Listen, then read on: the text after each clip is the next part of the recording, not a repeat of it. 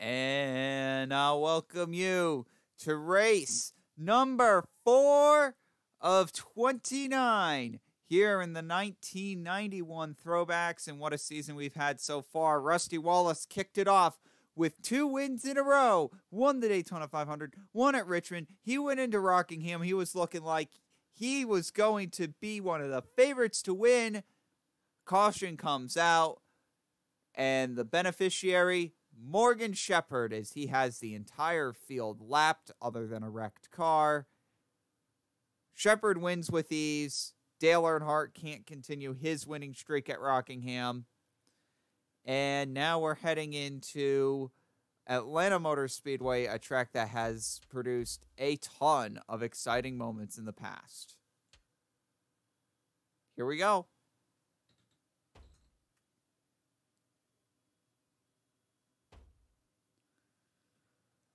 Ought to be interesting. Who's going to take the pole? And it's going to be Bill Elliott on the pole for today's race with a pole time of 177.787 miles per hour. That's a lot of sevens. It would be even more ironic if it was number 7 who put that time up. And it would have been 177.777. Come on. Come on, I'm scripting better times. No, but that's pretty cool. All right, so our top 10 in qualifying will be as follows. So we have Bill Elliott. He is on the pole. In second place, we have number 22, Sterling Marlin. Third, number 28, Davey Allison. And fourth, number 7, Alan Kowicki. Fifth, number 5, Ken Schrader. Sixth, number 94, Terry Labonte with his best start of the season so far. 7th, we have number 25, Tim Richmond. In 8th, number 2, Rusty Wallace. In 9th, we have number 6, Mark Martin. And rounding out the top 10 will be the number 75, Brett Bodine. One of the rare times that you'll see brother Brett end up out-qualifying his older one, who is driving for Junior Johnson in much better equipment. Here's your command for today's race. Gentlemen, start your engines.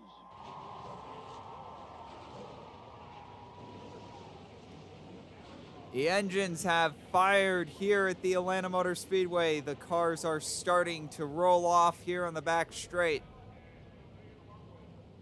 Bill Elliott, definitely not a stranger to the dramatic at this track. If you remember back to the 1989 Throwbacks season finale, he wins the championship at this race by only 2 points over Tim Richmond. It was such a dramatic race, and Richmond, all that he needed to do was lead the one lap. He couldn't do it. Anyways, I realize I have to restart that because somebody messed up. Ah! I hate when that stuff happens, but hey, that's a live broadcast for you.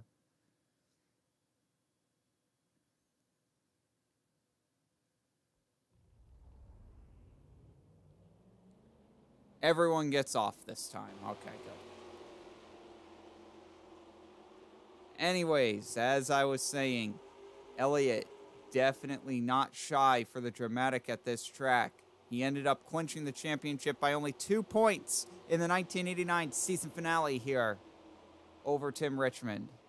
All that Richmond needed to do was lead a lap. Richmond couldn't do it, and Elliott had just enough points to edge him out.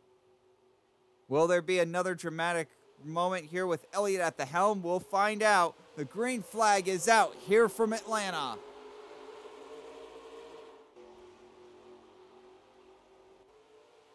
And you can see Elliott, he jumps out to the lead here, and they're going to go 4 wide maybe here coming off the corner. No, the 28, he will prevent that from happening.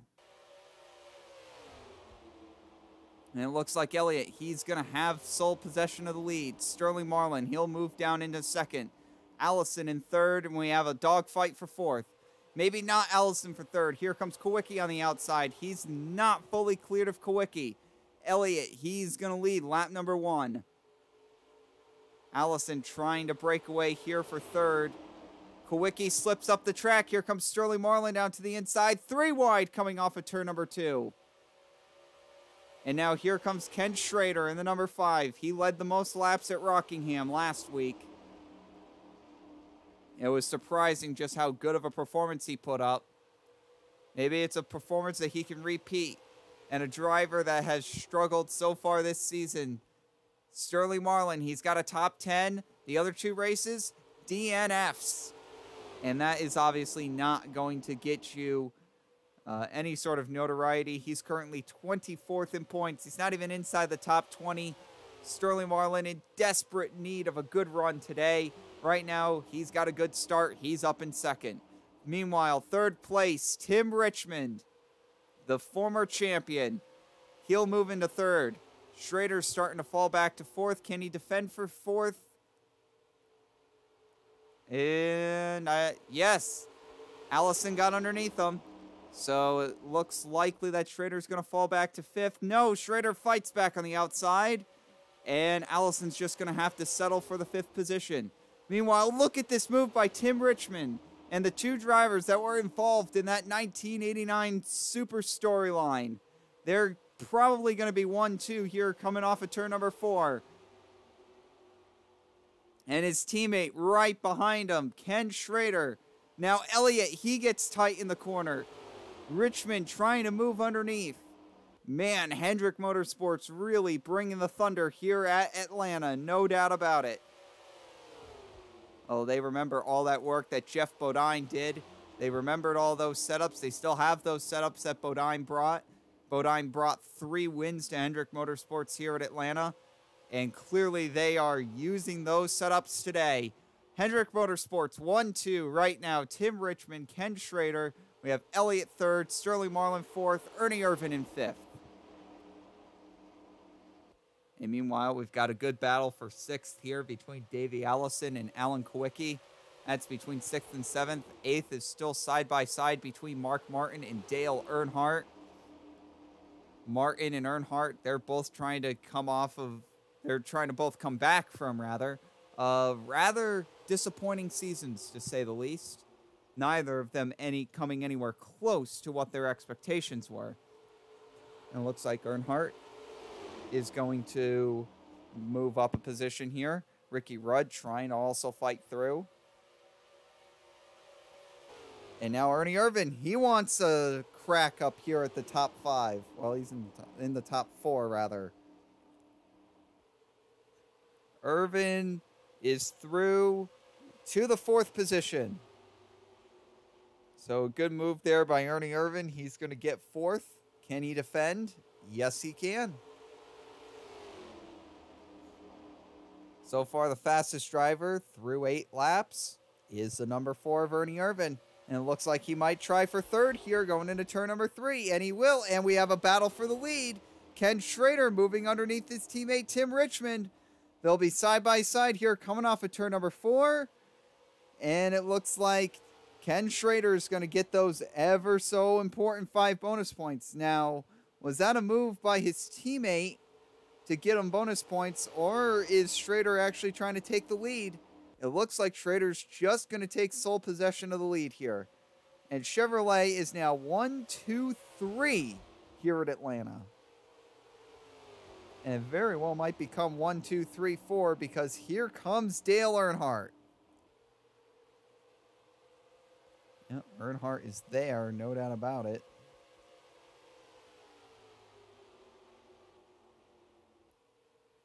We'll see if he's able to catch and pass both the 9 and the 22. Schrader is going to have to hold on to the lead for his life. This is just crazy that 2 teammates are actually battling each other this hard for the lead. Tim Richmond right on the back bumper of his teammate Ken Schrader. And you know, these moments, the car owners just got to be standing around. You got to be in a cold sweat whenever this happens. Just hope that your teammates don't take each other out. Race clean, race hard, but don't wreck each other. And that's really how Rick Hendrick runs his team. He wants his teammates to race each other. He wants them to race hard, but he doesn't want them to wreck each other. And I like that as a team owner. You see some of these multi-car team owners, they'll execute team orders and stuff and all this, and it's like, never. That's usually not a cool thing to do. But right now, you've got the 5 and the 25. They're battling each other pretty hard for the lead. Ernie Irvin's right there as well. And Richmond's got to be thinking, well, if he gets around this 5 car, it's likely that Irvin's also going to get around him at this point. Ernie Irvin, of course, the breakout star of the year last year, had 3 wins. Ken Schrader, breakout star 2 years ago, having 2 wins. He kind of disappeared off the scene last year in the 4th car for Rick Hendrick, but now he's in that 5 car. One of the better cars in the Hendrick stable, no doubt about it. And you can see it's paying off here, leading the most laps at Rockingham and now leading this race here at Atlanta. Clearly paying off. Yeah, and Schrader's really shown that he is deserving of this better ride. Meanwhile, oh man, it looks like Schrader got really tight there. Either that or Tim Richmond really got a rocket run through the 2nd corner. And the top 3 are now pretty much bumper to bumper. 25's just going back and forth between the bumper of the 5 and the bumper of the 4. Yeah, I always hated whenever you're in one of these 3-car strings and you're the car in the middle. This always sucks. And here comes Irvin. He's going to dive down to the inside here in turn number 1. And it looks like Irvin's going to get it. Well, you got to remember, how good of a run will Schrader get coming off the corner? Looks like pretty good. Turns 3 and 4 have not been as good on the high lane as turns 1 and 2 have been. So Schrader really needs to get a good run here off of turns 3 and 4. I'd say he did it. Yeah, he maintained that half a car length. Can't let that 4 get away. Now here, if he gets a really good run, he can pull a crossover here going down into turns 3 and 4. I would think that's what he would try to do, but it doesn't look like that's what he was able to do. Ran out of room to do it. Yeah, the straightaways at Atlanta aren't necessarily that long. This track is pretty much all corner. And that's something that makes it really difficult and really taxing on these drivers, is that they've got this constant G-force applied to them. And it just wears you out after a 500-mile race. Elliott, our pole sitter, has fallen back a little bit from the start. He's fallen all the way back to the 7th position, but he's still a 2.5 seconds within the leader. Dale Earnhardt trying to find the way around the 2. Rusty Wallace. Of course, Wallace has just been on fire to start this season. Won the Daytona 500. Turned that back around. Won Richmond. He was looking like he was going to be a front runner at Rockingham, but ended up getting involved in some racing shenanigans, and that took him out of contention there. Man, this is a 3-car battle for the lead now. Bumper to bumper to bumper for the lead. This is an absolute dogfight. Who's going to make the first move? Will it be Tim Richmond trying to get his position back here, trying to defend his teammate? Will Irvin try to go down, try to pass Ken Schrader? And it looks like that's going to be the thing that's going to happen here. Richmond's going to try to pull down. Didn't have the momentum to do it.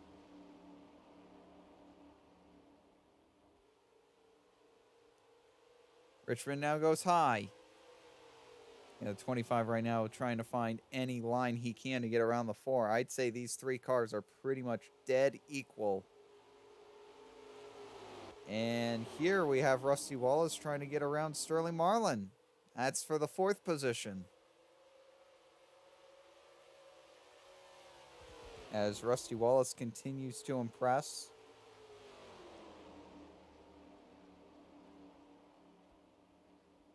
Wallace will take fourth away from Sterling Marlin.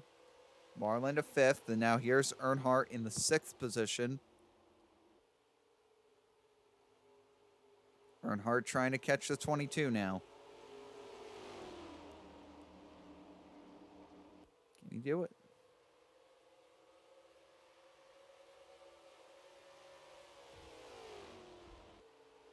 And there he goes underneath the 22.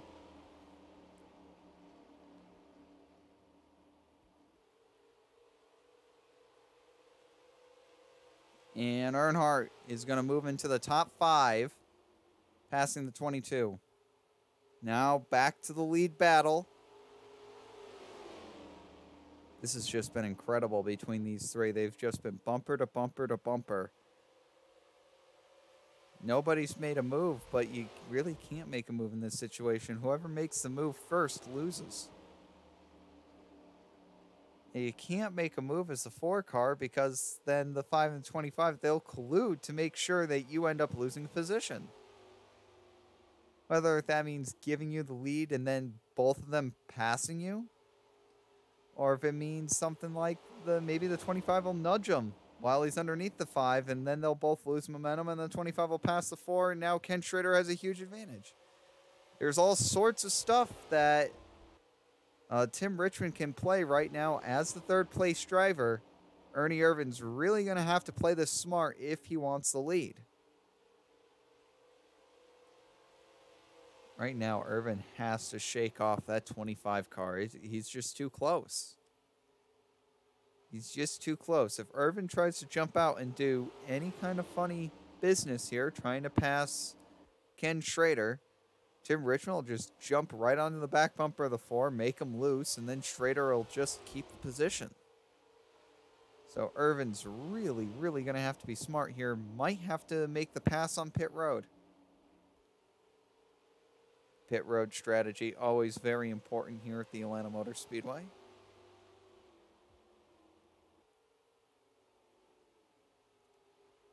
We go back to another position battle here, and this is for the 9th position between Ricky Rudd and Alan Kowicki.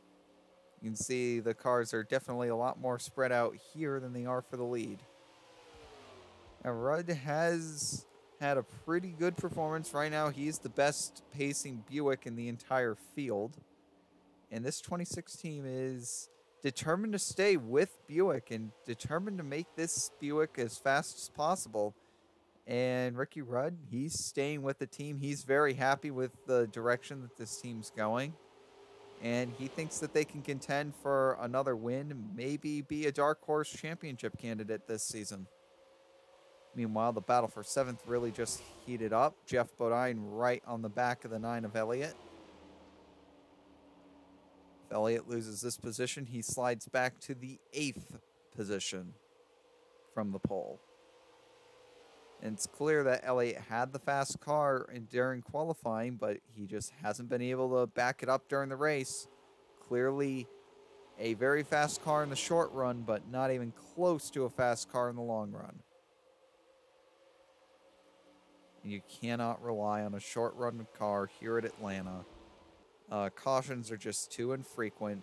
This isn't like Bristol or Richmond, where you can rely on several cautions to come out, and you'd think that, hey, you can get away with running a short-run car. This is a race where you got to think that the green flag's probably going to fly the entire race. Maybe one caution. You know, you cannot rely on a short-run car at this track. This is all about, no doubt about it, this is all about endurance at this track. And it always has been, and I think it will continue to be for a very long time.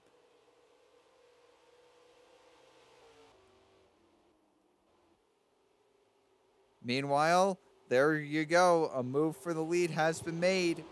Irvin got around Ken Schrader, and now lap traffic's going to play into effect here. We've got Greg Sachs, Dave Marcus, and Lake Speed all in front here. Now, will Ken Schrader actually have the preferred line here? He can just zoom by the outside of all this lap traffic, and look at what he's doing. There he goes. Schrader's going to defend his lead by using the lap traffic as a pick.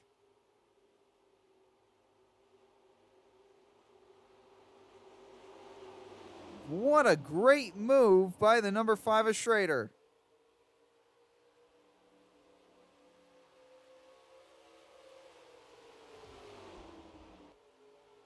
This lap traffic's just going to have to move out of the way, but now you see this freight train of 5 cars.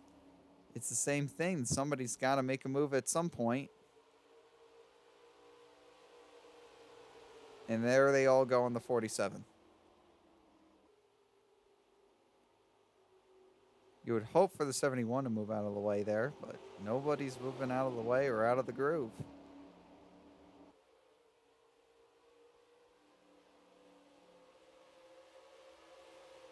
And now that's just going to give a huge advantage to the number 5.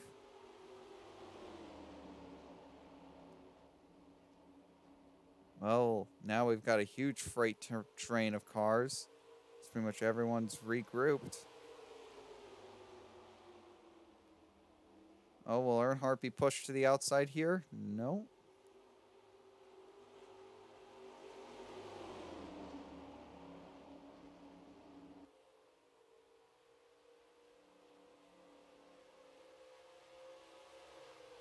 And then they go around the 83. And Ken Schrader is actually going to take this opportunity to go to pit road.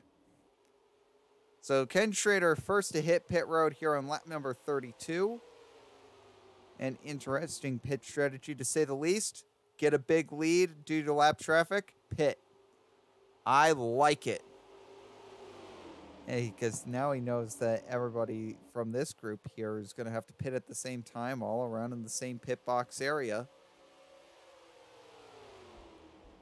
Looks like Richmond's going to also decide to go to pit road here. So that's going to make your leader Ernie Irvin. He already got the 5 bonus points for leading a lap not too long ago, so no points differences there. However, whoever pits / doesn't pit here, it'll be interesting to see who picks up the 5 bonus points this time around.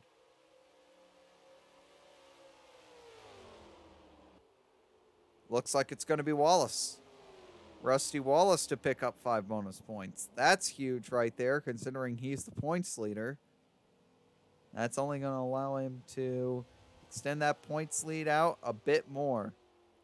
Yeah, at what cost, though? This is a pretty taxing track on tires. I mean, who am I kidding, you know? These drivers, these crew chiefs, they know what they're talking about. They've done the calculations. They know what pitch strategy they want to run. And Rusty Wallace clearly on that pitch strategy. Meanwhile, Ken Schrader back out on the track, fresh tires. We'll see what lap times he's able to put down.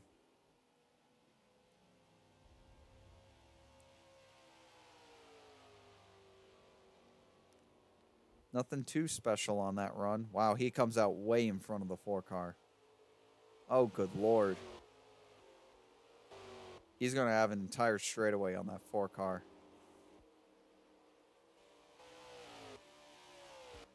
The 5 and 25 are going to come out 1-2. As that was just a great call here by the number 5 team. He's not exactly blazing around the track either. He's got 4 more cars to pass.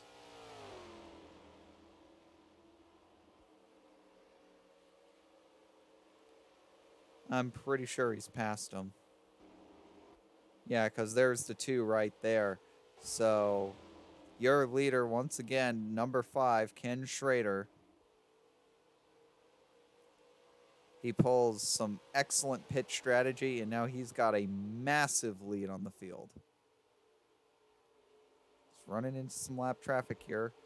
3.5 on his teammate Ken Schrader. 5.1 back to Ernie Irvin. 5.6 back to Ricky Rudd. Rudd is a huge beneficiary of this these pit stop cycle too. He moves up into the 4th position. Alan Kowicki, he had a good stop. He'll move to 5th. Earnhardt here, he's in 6th. Martin trying to hold on to 7th here. Should be able to do that. Rusty Wallace will be in 8th.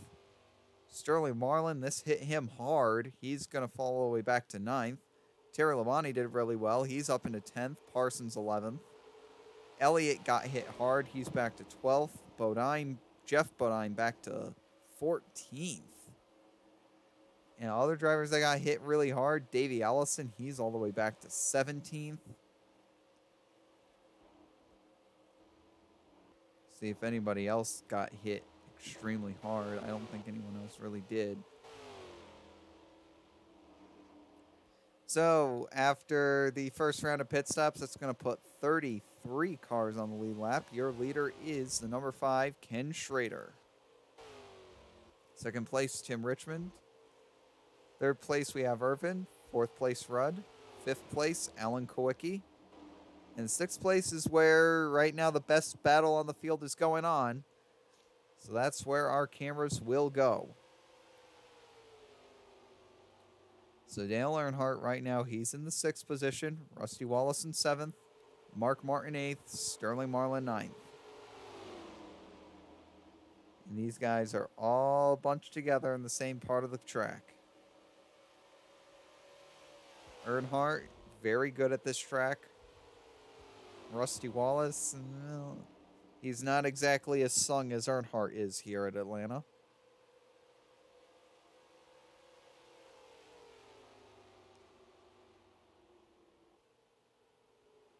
Wallace dives it in deep there. See if he can get around the 3. Of course, Martin's slipping. You can see Wally Dallenbach. He's going to be an issue. And indeed, he will be an issue. He'll be an issue for Wallace.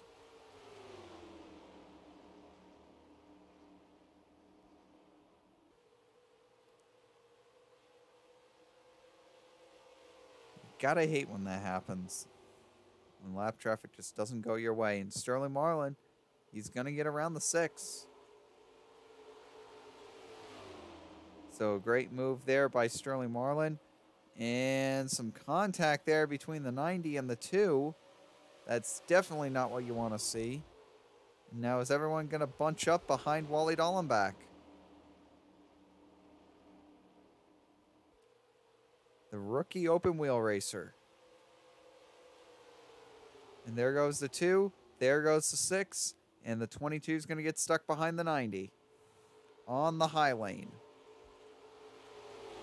So lap traffic definitely coming into effect here at Atlanta.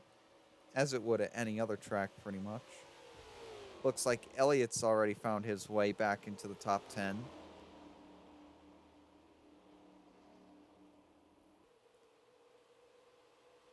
So Terry Labonte has fallen out. Same thing with Phil Parsons. See Harry Gant there. He's also fallen back a bit. Jeff Bodine is trying to get back up. He won't be able to get top 10 because he's probably going to have to pass the 6 car in order to do it. I don't think he can pass the 9. And the 6 car is just way up here.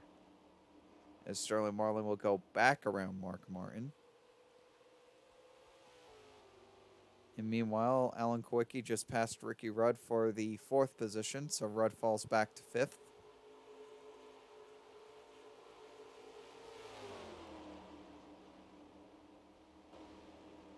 And here's the battle for 10th. Elliott versus Bodine. A couple of very well-sung heroes, no doubt about it.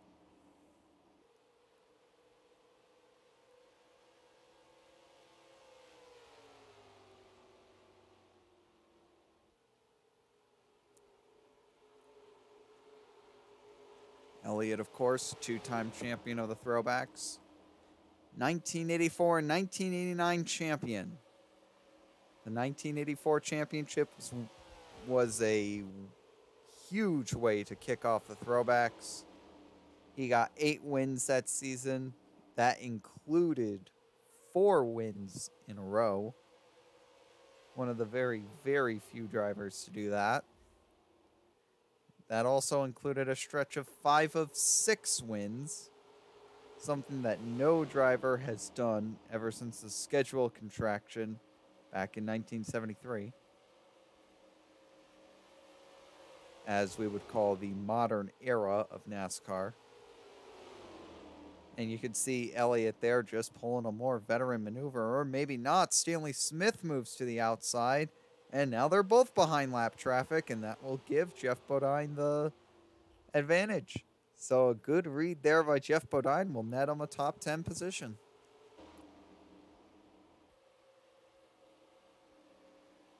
Meanwhile, Earnhardt and Wallace are still battling each other. That is for the 6th position, but they're catching the 26 quick.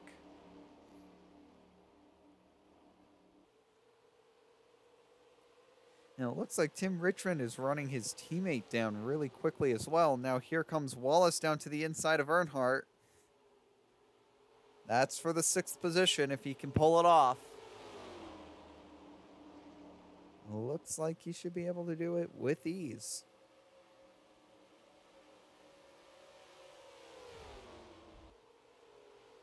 Goes down to the inside. 26 is there. So no double pass for Wallace. He's just going to line him up for turn. He'll just line him up for turn 1. No big deal.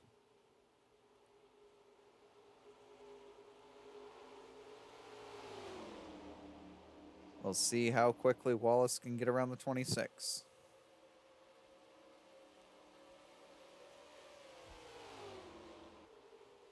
There he goes. Oh, moves him out of the way. Rudd goes way up the track. That's not a move that you would really expect at Atlanta.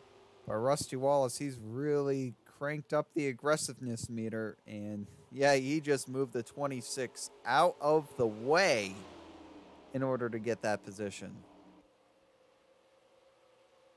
And what you're seeing there is the battle for 3rd position. And that is between Ernie Irvan and Alan Kowicki. Of course, the lead battle is still way, way ahead of this. Watching timing and scoring there. And man, Richmond is just coming very, very fast for his teammate. Hendrick Motorsports, 2-car stable, the 5 and the 25 have really just put on a clinic today on how to dominate a race. Looks like Ernie Irvan, he pulls to the outside. Was that just a good read? Probably. He'll defend his position.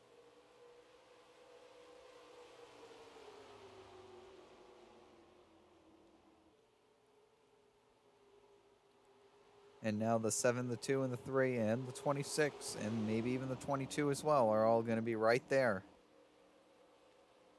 All behind Larry Pearson.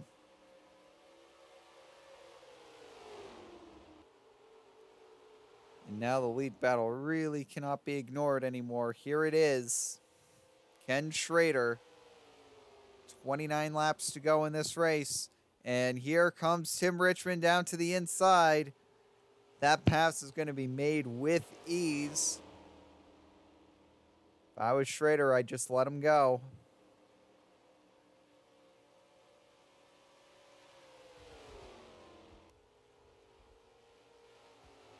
And indeed, there he goes. 25 around the 5. And now Tim Richmond takes the lead here at Atlanta Motor Speedway.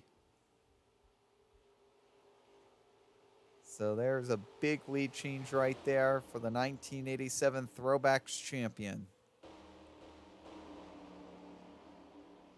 Meanwhile, look at this battle for 3rd. And then another battle for 6th. Rudd really trying to hold on to position.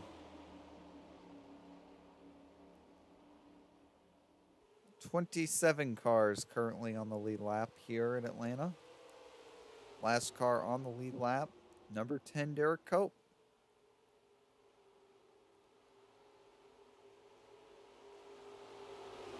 You can see just how much lap traffic is an issue here.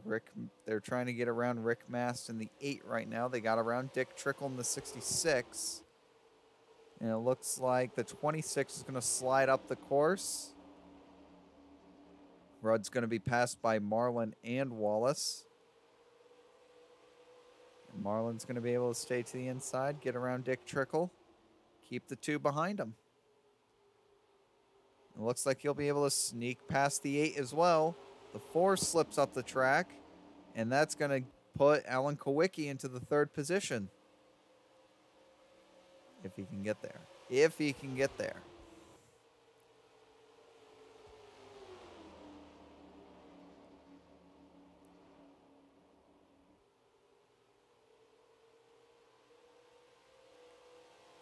And it looks like he definitely will. So Kowicki to 3rd. Earnhardt here. He's going to 4th. Irvin to 5th.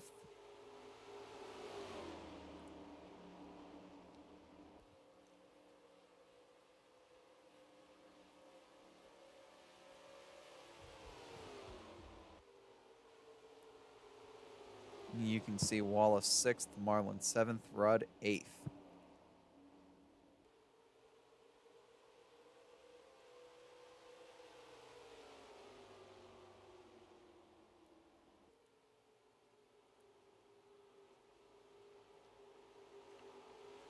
Earnhardt trying to have his 2nd top 5 in a row.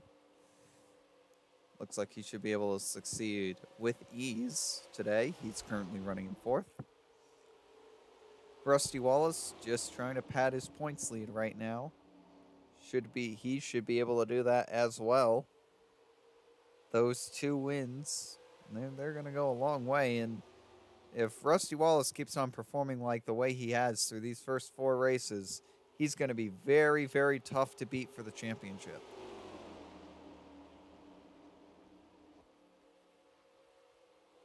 Wallace, no doubt, going to be very, very difficult to beat for the title. I think the most amount of top 10s that anybody's ever gotten in a season is 24. That's held by Tim Richmond. I don't know if I can't remember if Alan Kowicki got to that number last season or not.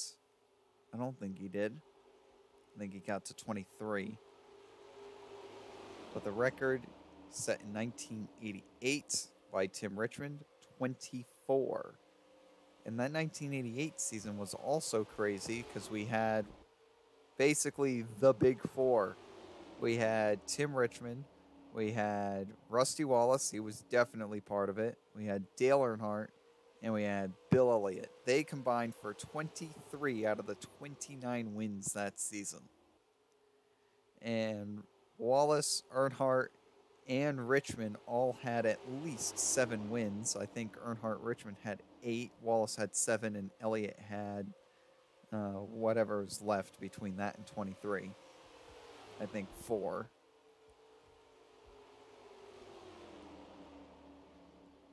No, it was... Oh, wow, they must have won more than 23 then. It was like 25 then. Yeah, because it was 8, 8, 7, 4. And that would end up getting you... What, 23? Oh, 8, 7, 7, 4. And that gives you 20... So they combined for 26 of the 29 wins. Excuse me. That's just how crazy good those 4 drivers were. They were just head and shoulders above everyone. And Rusty Wallace is part of that bunch. And it looked like, hey, he's going to burst out in the seat. He's going to win a championship. Because before that season, he hadn't even won a race. Despite having a season where he actually put up more top 10 finishes than any other driver with 20. I think that was in 1986. That was the season that Earnhardt won the championship. 8 wins. But Rusty Wallace had 0 wins, like 5 or 6 top 5s, but 20 top 10s. Which was just crazy to think about. It's like it was his first season in that 27 car, and he's got like these 20 top 10s. And then he didn't really do much in 1987. I think he only had like 14 or 15 top 10s that year. So it's like, oh, is Rusty Wallace going to break out? Is he not going to break out? What's he going to do? He comes out and wins 7 races. And then in 1989, people were expecting this giant repeat. And honestly, Wallace just laid a massive egg the entire season. I think he got 2 wins. And then 1990, he was just inconsistent. He led in the amount of wins for, I don't know how long. He had 7 wins last year, but he just couldn't capitalize. He just wasn't consistent enough. Now, maybe if he can work on some consistency a little bit this season, number 2, Rusty Wallace, front runner for the championship. And it looks like Ken Schrader is going to be making his final pit stop. We'll see if that allows him to get his advantage back. Pitting on an empty pit road is always an advantage. That's always going to get you a faster time on the pit road, a faster time off a pit road. Maybe not necessarily the fastest pit road, fastest pit stop time, but it's just quicker on, quicker off when there's no traffic. So I really do like this idea by Ken Schrader. It looks like the 7-3 are going to pull down. 25 comes down as well, so Rusty Wallace will assume the lead. Sterling Marlin, Ernie Irvan will follow. We'll see if Marlin or Irvin will pull a strategy here to stay out, gain 5 bonus points. I don't think they will.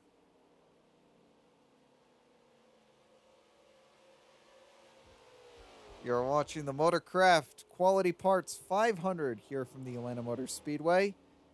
We are currently underneath a green flag pit stop cycle here on lap number 68, now lap number 69 of 82. Your leader right now, number 2, Rusty Wallace. But really today, this has been all Hendrick Motorsports. Elliott had the pole, and then Ken Schrader took the lead, and it's really been all Schrader and Richmond since then. And now you can see the 2 and the 4 diving off into pit road. We'll have to see where Ken Schrader comes out.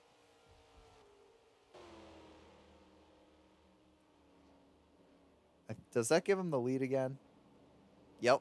Schrader's back in the lead.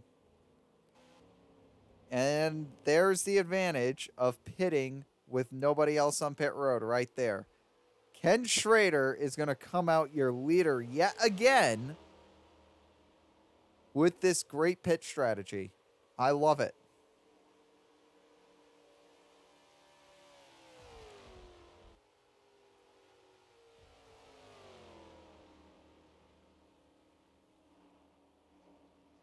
What a great move by this team. We'll see if it's a race-winning move.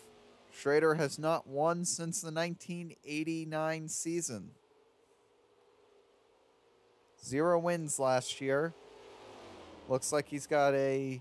Oh, that's the 4 car coming off of pit road, so you can't really go off of that. Second place right now is the number 7 of Alan Kowicki.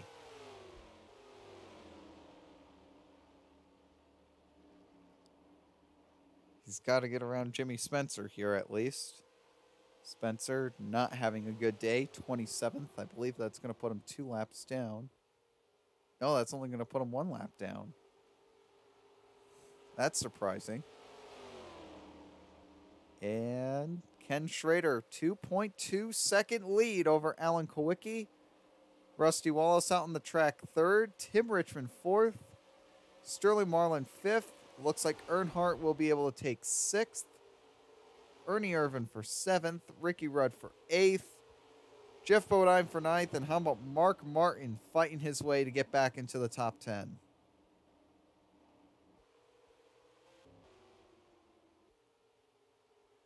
Now, Schrader's car really fell off of a cliff on the last run.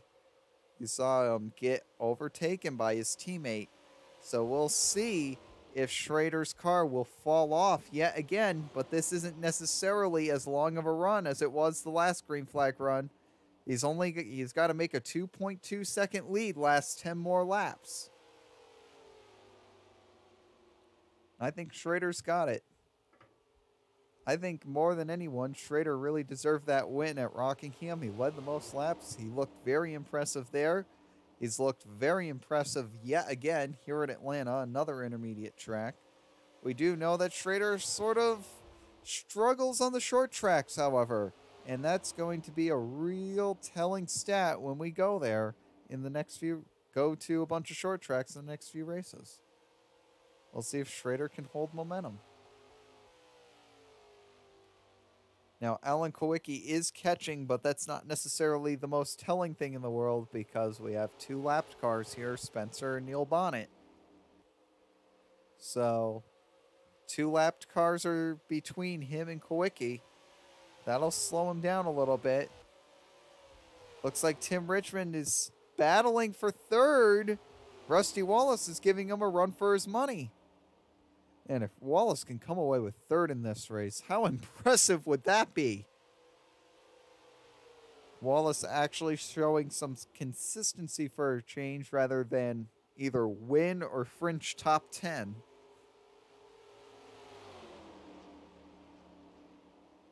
Yeah, Wallace underneath the new owner, Roger Penske, they want to win a championship, and they want to win one now. And they have looked like a definite championship winning team in these first four races.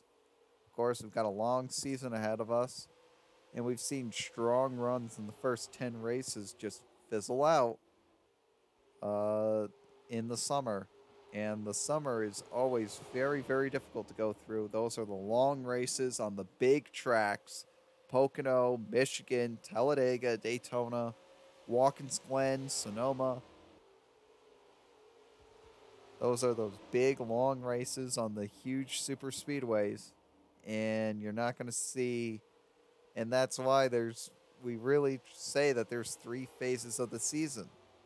There's the first 10 races, which is predominantly short tracks, but you also have tracks like Rockingham and Atlanta and Charlotte in there. And then you have the second third of the season, which is all the big tracks. You go to Pocono twice, you go to Richmond twice, and then you go to Talladega and Daytona. You also have the road courses. You have Sears Point, and you have Watkins Glen. And then there's the final third of the season where you go back to all those short tracks again, and you go back to Charlotte one more time, you go back to Atlanta one more time, and you go back to Rockingham one more time. And plus you also add in the one-off race at Phoenix, which really more or less acts like a short track anyways. Say, even with the lap traffic, Alan Kowicki is catching Ken Schrader. So we've got 4 laps to go here. Schrader is going to have to hold on. Currently no cars between Kowicki and Schrader. Schrader's going to try to put 10 Musgrave between them here. Rookie in the number 55. Of course, we got the 4 rookies this season. Should be one of the more impressive rookie classes that we've seen in quite a while. And Schrader really needs to put the pass on the 55 car now, and there he goes. We'll see if Alan Kowicki is able to capitalize on the move, and yes, he will. Alan Kowicki might be able to come away with a win here over Ken Schrader. It's going to be really interesting. Yeah, Ken Schrader's car falls off of a cliff yet again. Can he hang on? 2 laps to go. Can he keep the 7 behind him? I think that Alan Kowicki's just too fast. I just don't think that the 5 cars got enough speed behind it on these long runs. It was such a good long run car earlier on in the race, and now it's just fallen terribly. Ken Schrader putting a good defensive line together, though. They come off of turn number 4. Alan Kowicki all over the back bumper of Ken Schrader. White flag, 1 lap to go. Can Kowicki make the move? He dives down to the inside. Can Schrader hold on? Schrader's going to try his best to. Can he get a run here off of turn number 2? Yes, he can, but it's not even going to be close to enough.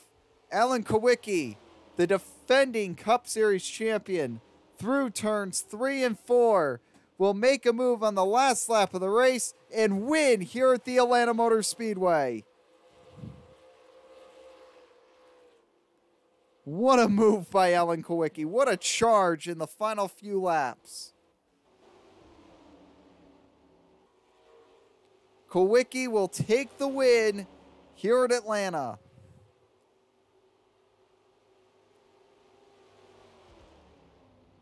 Great job by this number 7 crew. They've really done a fantastic job, and they're looking to potentially even be repeat championship candidates. And that was basically how Kowicki won all of his races last time out, too. He wasn't necessarily the most dominant car, but he was up front when it mattered the most. He had the right pit strategy and was just in the right place at the right time. And Kowicki does it yet again, this time at Atlanta.